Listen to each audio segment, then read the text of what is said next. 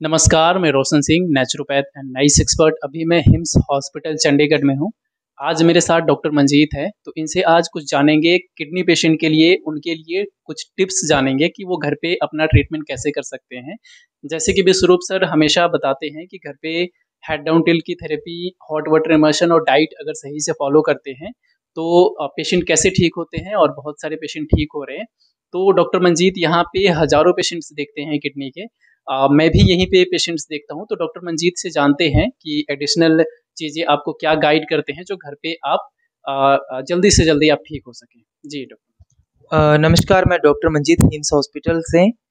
जो पेशेंट घर पे हैं और थेरेपी अफोर्ड नहीं कर पाते हैं, तो वो क्या कर सकते हैं, घर पे रह के ही हॉट वाटर इमर्शन थेरेपी कर सकते हैं। यानी कि 40 से 41 डिग्री टेम्परेचर पे आपने गर्म पानी की टब में बैठना है।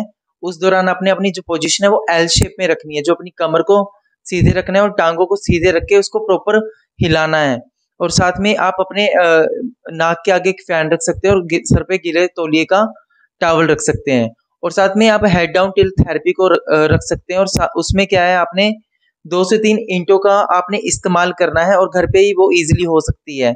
और साथ में जैसे कि इन्होंने बताया कि डाइट का अहम रोल है। डाइट आपकी कैसी रहेगी कि आपने जैसे 12 बजे तक आपने सिर्फ फ्रूट्स का 2 से 3 सीज़नल फ्रूट्स का सेवन करना है और साथ में मिलेट्स का उपयोग करना है और साथ में सैलेड का इस्तेमाल करना है। और साथ में किडनी पेशेंट के साथ एक कॉम्प्लिकेशन आता है कि उनका यूरिन आउटपुट बहुत ही कम हो जाता है, क्योंकि किडनी की अपनी फंक्शनिंग थोड़ी स्लो हो जाती है उस दौरान। तो उस केस में आप गोक्षुर एक हर्ब है, आप उसका इस्तेमाल कर सकते हो। आप उसको काढ़े के रूप में इस्तेमाल कर सकते हैं। जी डॉक्टर साहब, बहुत सारे पेशेंट्स की क्वेरीज होती है कि उनका क्रेटिनाइन बढ़ जाता है और वो घबरा जाते हैं, उनके लिए क्या कहेंगे? जैसे कि जो क्रेटिनिन है वो वेस्ट प्रोडक्ट है हमारी मसल्स का। तो अगर आप ये थेरेपी कर रहे हो और उस दौरान आपका क्रेटिनिन लेवल बढ़ गया है, तो आपको घबराने की ज़रूरत नहीं है।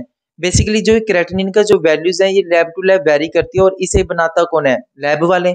ये हर पेशेंट का पैरामीटर अलग होता है। तो जब भी आप गर्म पानी की टब में बैठते हो, उस दौरान जो आपका ब्लड फ्लो है, जो आपका स्किन की परमेबिलिटी है, वो चेंजेस होते हैं। और साथ में जो आपका क्रेटिनिन है, वो आपकी मसल से आपके ब्लड में मिक्स होना शुरू हो जाता है। और जो आपका ब्लड का सैंपल होता है, हम ब्लड से ले रहे हैं।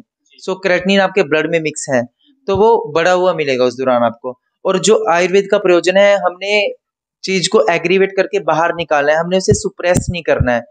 तो निकलने से पहले एक बार एग्रीवेट हो सकता है, तो उस केस में आपको घबराना नहीं है। आपने थेरेपी को 3 से 4 महीने कंटिन्यू करना है, क्योंकि जो आपकी आरबीसी सेल्स हैं, रेड ब्लड सेल्स हैं, उसको भी 80 से 120 दिन लगते हैं थोड़ा रिवर्स होने में, थोड़ा चेंज होने में। तो आपने उस केस में घबराना नहीं है। जी, जी। तो बेसिकली जैसे आपने बताया कि अगर किसी का क्रेटिनाइन बढ़ जाए तो घबराने की बात नहीं है।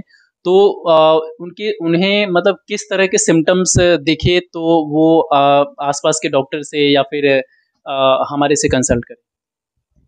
देखो ऐसा है, अगर किडनी के पेशेंट है, उसको बेसिकली यूरेमिक सिम्टम्स बोलते हैं। उसमें क्या क्या सिम्टम्स आ सकते हैं? पेशेंट को बहुत ज़्यादा इचिंग हो सकती है, पेशेंट को बहुत ज़्यादा सांस लेने में तकलीफ हो सकती है, पेशेंट के पैरों में पानी भर सकता है यानी कि सूजन हो सकती है, पेशेंट के पेट में पानी भर सकता है जिसे हम एसाइटिस बोल देते हैं, पेशेंट के फेफड़ों में पानी भर सकता है जिसके कारण सांस लेने में दिक्कत, जिसे हम प्लूरल इफ्यूजन बोल सकते हैं। तो ये सब सिम्टम आते हैं। बाकी जो सिम्टम्स हैं वो पेशेंट टू पेशेंट वेरी करते हैं। कोई कोई पेशेंट ऐसा होता है जिसे कोई सिम्टम ही नहीं आता, उस पेशेंट का सिर्फ वजन इंक्रीज होता है। जी, ठीक है, तो patient to patient symptom vary करते हैं। जब ऐसे सिम्टम है जैसे सांस लेने में दिक्कत है, तो उस दौरान आप प्रोन पोजीशन का इस्तेमाल कर सकते हैं। अगर आपको एसाइटिस नहीं है तो उस केस में अगर पेशेंट अगर अनकॉन्शियस हो गया, जैसे पेशेंट की जो किडनी खराब होने का कारण क्या है, डायबिटिक है और या हाइपरटेंसिव है। जो 90% जो केसेस आए हैं हमारे पास, वो यही है। या तो इसके कारण भी किडनी पे बहुत फर्क पड़ा है। तो अब जो हमने अपना एक ब्यौरा बनाया है, तो उसमें मैक्सिमम केसेस यही हैं। तो अगर आप इन सब लेवल को मेंटेन करके रखें, अपने बीपी को मेंटेन करके रखें, अपने शुगर के लेवल को मेंटेन करके रखें, तो बहुत कुछ आपको हेल्प हो सकती है। जी, जी।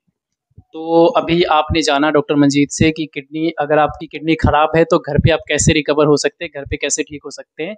आपकी अगर कोई क्वेरीज है, कुछ पूछना चाहते हैं डॉक्टर मंजीत से, तो मैं आपको आप कमेंट बॉक्स में क्वेश्चन छोड़े। अब मैं अगली वीडियो में डायरेक्ट इनसे ही आपके क्वेश्चन पूछूँगा और आपको आंसर ज़रूर देंगे।